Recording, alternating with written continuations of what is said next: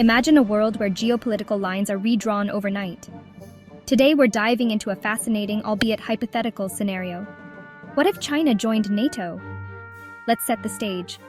NATO, or the North Atlantic Treaty Organization, primarily consists of Western countries committed to mutual defense against aggression. Historically, this meant deterring Soviet and now Russian expansion. But what if the script flipped, and China, a rising superpower with its complex web of global interests, became a member? First, consider the immediate reactions. The global community would likely be in shock. NATO's very foundation is built on collective security against Eastern threats, predominantly Russia, and more recently, perceived threats from China itself. So China's membership would radically shift NATO's dynamics and objectives. Now let's talk strategy. China joining NATO could be seen as a masterstroke in diplomacy. It would potentially stabilize certain international tensions, but also create unusual bedfellows. For instance, how would the US and other NATO members reconcile their strategic interests with China's actions in the South China Sea or its stance towards Taiwan? And then there's the military angle. NATO thrives on interoperability, the ability of military forces to operate together seamlessly.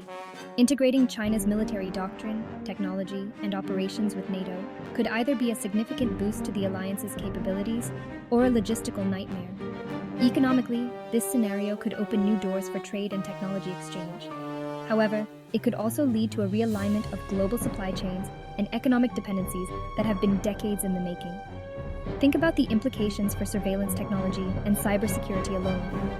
Lastly, the philosophical implications. NATO's expansion to include China would challenge the very narratives that have defined world politics for the last century. It would force a re-evaluation of the us versus them mentality that often dominates international relations. While this scenario is purely hypothetical, it serves as a powerful thought experiment to understand the fluid nature of global alliances and the potential for dramatic shifts in international policy.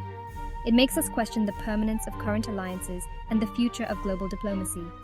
So while China joining NATO remains within the realm of imagination, it's a compelling narrative to explore how world powers can maneuver in the complex chessboard of international relations. What do you think such a world would look like? Drop your thoughts in the comments below.